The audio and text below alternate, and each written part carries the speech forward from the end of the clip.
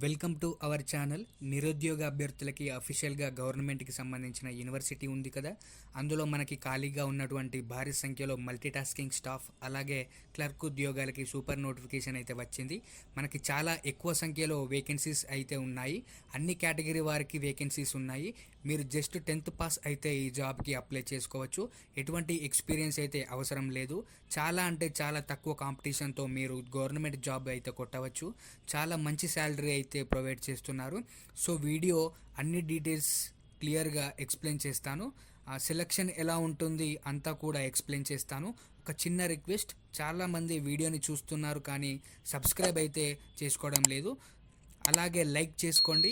మీరు ఇచ్చే చిన్న లైక్ మాకు ఎంతో ఎంకరేజింగ్గా ఉంటుంది. డీటెయిల్స్లోకి వెళ్ళే ముందు చిన్న అప్డేట్. రైల్వే శాఖ నుండి అఫీషియల్గా టెక్నీషియన్ ఉద్యోగాలకి 6,000కి పైగా వేకెన్సీస్తో నోటిఫికేషన్ రిలీజ్ అయితే అయ్యింది. ఆల్రెడీ జాబ్కి సంబంధించిన నోటిఫికేషన్ వీడియో అయితే అప్లోడ్ చేశాను. ఇంకా చూడని వాళ్ళు ఉంటే చూసి అప్లై చేసుకోండి. ఇక్కడ చూసుకున్నట్లయితే గవర్నమెంట్ ఆఫ్ ఇండియా కింద పనిచేస్తున్నటువంటి సెంట్రల్ యూనివర్సిటీ నుండి అయితే ఈ నోటిఫికేషన్ అయితే రావడం జరిగింది. ఇక్కడ సీరియల్ నెంబర్ 5 చూసుకున్నట్లయితే మల్టీ టాస్కింగ్ స్టాఫ్ అనేది ఇక్కడ ఇవ్వడం జరిగింది. ఇక్కడ ఇందులో 60 వేకెన్సీస్ అయితే ఇక్కడ వాళ్ళైతే ఇవ్వడం జరిగింది. ఇక్కడ అన్ని క్యాస్ట్ల వారికి అయితే ఎలిజిబిలిటీ అయితే ఉంది. అన్ని కేటగిరీల వాళ్ళు అందరూ కూడా అప్లై అయితే చేసుకోవచ్చు. ఇక్కడ క్వాలిఫికేషన్ ఎసెన్షియల్ చూసుకున్నట్లయితే 10th పాస్ అలాగే ఐటీఐ పాస్ అయిన వాళ్ళందరూ కూడా అప్లై అయితే చేసుకోవచ్చు. అలాగే డిగ్రీ చేసిన వాళ్ళు కూడా అప్లై చేసుకోవచ్చు. ఇంటర్ చేసిన వాళ్ళు కూడా అప్లై చేసుకోవచ్చు. అలాగే పీజీ చేసిన వాళ్ళు కూడా అప్లై అయితే చేసుకోవచ్చు. ఇక్కడ డిజైరబుల్ అని ఉంది కదా, ఇక్కడ ఇదైతే మ్యాండేటరీ కాదు, ఇదైతే అవసరం లేదు. ఎసెన్షియల్ క్వాలిఫికేషన్ అయితే మ్యాండేటరీ, ఇదైతే పక్కా ఉండాల్సి ఉంటుంది. అలాగే ఇక్కడ పే స్కేల్ చూసుకున్నట్లయితే వాళ్ళైతే శాలరీ అయితే చూసుకున్నట్లయితే ఇక్కడ 18,000 నుంచి 56,000 వరకు అయితే శాలరీస్ అయితే వాళ్ళైతే ప్రొవైడ్ చేస్తున్నారు. ప్లస్ అలవెన్స్ కూడా వాళ్ళైతే ప్రొవైడ్ చేస్తున్నారు. శాలరీతో పాటు మీకైతే అలవెన్సెస్ కూడా వాళ్ళైతే ప్రొవైడ్ చేస్తున్నారు. ఇక్కడ కింద ఏజ్ లిమిట్కి సంబంధించి చూసుకున్నట్లయితే 40 ఇయర్స్ వాళ్ళ మధ్యలో ఉన్న వాళ్ళందరూ కూడా, బిలో 40 ఇయర్స్ ఉన్న వాళ్ళందరూ కూడా అభ్యర్థులు కూడా అందరైతే అప్లికేషన్ అయితే పెట్టుకోవచ్చు. 40 ఇయర్స్ ఉన్న వాళ్ళు కూడా అభ్యర్థులు కూడా అందరైతే అప్లికేషన్ పెట్టుకోవచ్చు. మిగతా నోటిఫికేషన్తో కంపేర్ చేసుకున్నట్లయితే మిగతా నోటిఫికేషన్స్కి ఎలా అంటే 27 నుంచి 30 వరకు అయితే ఏజ్ లిమిట్ అయితే ఇస్తారు. కానీ ఈ నోటిఫికేషన్ మాత్రం 40 ఇయర్స్ వరకు అయితే ఏజ్ లిమిట్ అయితే ఇచ్చారు. ఇది ఒక మంచి అవకాశం అయితే అనేది చెప్పుకోవచ్చు. ఇక్కడ పైన సీరియల్ నెంబర్ 4 చూసుకున్నట్లయితే ఇక్కడ లోవర్ డివిజన్ క్లర్క్ సంబంధించిన పోస్టులు అయితే ఇక్కడ ఇవ్వడం జరిగింది. ఇక్కడ 60 వేకెన్సీస్ అంటే 60 పోస్టులు అయితే ఇక్కడ లోవర్ డివిజన్ క్లర్క్ సంబంధించి 60 పోస్టులు అయితే ఇక్కడ వాళ్ళైతే ఇవ్వడం జరిగింది. అలాగే అన్ని కేటగిరీ వాళ్ళైతే దీనికైతే అప్లికేషన్ అయితే పెట్టుకోవచ్చు. అలాగే ఇక్కడ పే స్కేల్ చూసుకున్నట్లయితే అంటే శాలరీ అయితే చూసుకున్నట్లయితే 19,000 నుంచి 63,000 వరకు అయితే వాళ్ళైతే ప్రొవైడ్ చేస్తున్నారు. ప్లస్ అలవెన్సెస్ కూడా వాళ్ళైతే ప్రొవైడ్ చేస్తున్నారు. శాలరీతో పాటు ఎక్స్ట్రా అలవెన్సెస్ కూడా వాళ్ళైతే ప్రొవైడ్ చేస్తున్నారు. అంటే అలవెన్స్ దీనికి డబల్గా ఉంటుంది. అలాగే క్వాలిఫికేషన్స్ చూసుకున్నట్లయితే ఎసెన్షియల్ క్వాలిఫికేషన్స్ చూసుకున్నట్లయితే బ్యాచిలర్ డిగ్రీ అయితే పాస్ అయిన వాళ్ళందరూ కూడా అప్లికేషన్ అయితే పెట్టుకోండి. అలాగే ఇక్కడ ఇంగ్లీష్ టైపింగ్ స్కిల్స్ అయితే వాళ్ళకైతే ఉండాలి. 35 వర్డ్స్ పర్ మినిట్ అయితే వాళ్ళైతే టైపింగ్ అయితే చేయాల్సి ఉంటుంది. అలాగే ప్రొఫిషియన్సీ ఇన్ కంప్యూటర్ ఆపరేషన్, ఇక్కడ డిజైరబుల్ ఉందిగా, ఇదైతే మ్యాండేటరీ అయితే కాదు, ఇది ఉండాల్సిన అవసరం అయితే లేదు. ఇక్కడ ఏజ్ లిమిట్కి సంబంధించి చూసుకున్నట్లయితే 40 ఇయర్స్ మధ్యలో ఉన్న వాళ్ళు అందరూ కూడా దీనికైతే అప్లికేషన్ అయితే లోయర్ డివిజన్ క్లర్క్ సంబంధించిన పోస్ట్కి అయితే 40 ఇయర్స్ మధ్యలో ఉన్న వాళ్ళు, 40 ఇయర్స్ ఉన్న వాళ్ళు కూడా అందరూ కూడా దీనికైతే అప్లికేషన్ అయితే పెట్టుకోండి. అలాగే ఈ నోటిఫికేషన్ ఎక్కడి నుంచి రావడం జరిగింది అని అంటే ఇక్కడ మీకు చూపిస్తాను. గవర్నమెంట్ ఆఫ్ ఇండియా కింద పనిచేస్తున్నటువంటి జమియా మిలియా ఇస్లామియా సెంట్రల్ యూనివర్సిటీ నుంచి అయితే మనకి ఈ నోటిఫికేషన్ అయితే రావడం జరిగింది. ఇక్కడ చూసుకున్నట్లయితే అప్లికేషన్ ప్రాసెస్ అయితే ఆన్లైన్ అయితే కాదు, అప్లికేషన్ ప్రాసెస్ మొత్తం కూడా ఆఫ్లైన్. మీరైతే మీ అప్లికేషన్ అయితే పోస్ట్ చేయాల్సి ఉంటుంది. ఇక్కడ ఇచ్చిన అడ్రస్ అయితే ఉంది కదా, జమియా నగర్ న్యూఢిల్లీ అని అయితే అడ్రస్ ఉంది కదా, ఈ అడ్రస్కి అయితే మీరైతే అప్లికేషన్ అయితే పోస్ట్ చేయాల్సి ఉంటుంది.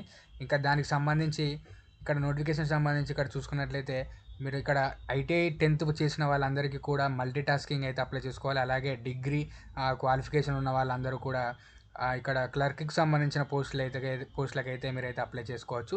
దానికి సంబంధించి మీరు 2 పోస్టులకు అప్లికేషన్ పెట్టుకోవాలని అనుకుంటే మాత్రం మీరు కూడా అయితే సపరేట్గా అప్లికేషన్ అయితే పోస్ట్ చేయాల్సి ఉంటుంది. అయితే ఇక్కడైతే క్లియర్గా మెన్షన్ చేశారు. Separate application should be submitted for each post అని అయితే ఇక్కడ క్లియర్గానైతే మెన్షన్ చేశారు. అలాగే ఇక్కడ మనకు మల్టిపుల్ పోస్టులు అయితే ఇవ్వడం జరిగింది. ఇక్కడ మీరు చూసుకున్నట్లయితే సెక్షన్ 1, 2, 3 వీటికైతే ఎక్స్పీరియన్స్ అయితే కావాలి. అందుకే నేనైతే దాని గురించి అయితే ఎక్స్ప్లెయిన్ చేయలేదు, స్కిప్ చేశాను. ఇక్కడ సీరియల్ నెంబర్ 4 అండ్ 5 చూసుకున్నట్లయితే వీటికి ఈ రెండింటికి మాత్రమే ఎటువంటి ఎక్స్పీరియన్స్ లేకుండానైతే అప్లికేషన్ అయితే పెట్టుకోవచ్చు. అందుకే ఈ రెండింటి గురించి నేనైతే ఎక్స్ప్లెయిన్ చేశాను. ఇక్కడ మనం అంటే ఈ పోస్ట్‌కి సంబంధించి మనం ఏదైనా అప్లికేషన్ ఫీ ఉందా అని అంటే యెస్ ఉంది. దానికి సంబంధించి నేను ఇక్కడ మీకైతే ఎక్స్ప్లెయిన్ చేస్తాను. గ్రూప్ ఏ ఇవన్నీ కూడా గ్రూప్ సికి సంబంధించిన పోస్టులు. దానికి సంబంధించి చూసుకున్నట్లయితే ఇక్కడ యూఆర్ కేటగిరీ ఓబీసీ వాళ్ళకైతే 700 రూపీస్ అయితే వాళ్ళైతే పే చేయాల్సి ఉంటుంది అప్లికేషన్కి. అలాగే ఎస్సీ ఎస్టీ సంబంధించిన కేటగిరీ వాళ్ళు చూసుకున్నట్లయితే 350 రూపీస్ అయితే వాళ్ళైతే అప్లికేషన్ అయితే పే చేయాల్సి ఉంటుంది. అలాగే పీడబ్ల్యూడీ క్యాండిడేట్ వాళ్ళ కేటగిరీకి సంబంధించిన వాళ్ళైతే ఎటువంటి ఫీ అయితే పే చేయాల్సిన అవసరం అయితే లేదు. అలాగే ఈ నోటిఫికేషన్ సంబంధించి సెలక్షన్ ప్రాసెస్ ఎలా ఉంటుందని అయితే నేనైతే ఎక్స్ప్లెయిన్ చేస్తాను. దానికి సంబంధించి మీరు అప్లికేషన్ పెట్టిన దాన్ని అయితే వాళ్ళైతే షార్ట్ లిస్ట్ చేసి అయితే వాళ్ళైతే సెలెక్ట్ చేస్తారు. దానికి సంబంధించి మీ అప్లికేషన్ షార్ట్ లిస్ట్ అయిన తర్వాత వాళ్ళైతే రిటర్న్ ఎగ్జామ్ అయితే కండక్ట్ చేస్తారు. దాని తర్వాత స్కిల్ టెస్ట్ అయితే వాళ్ళైతే కండక్ట్ చేస్తారు. దాని తర్వాత ఆ ట్రేడ్ టెస్ట్ అంటే మెడికల్ టెస్ట్ అలాగే ట్రేడ్ టెస్ట్ తర్వాత ఇంటర్వ్యూ అయితే కండక్ట్ చేసి అయితే మిమ్మల్ని అయితే సెలెక్ట్ చేస్తారు.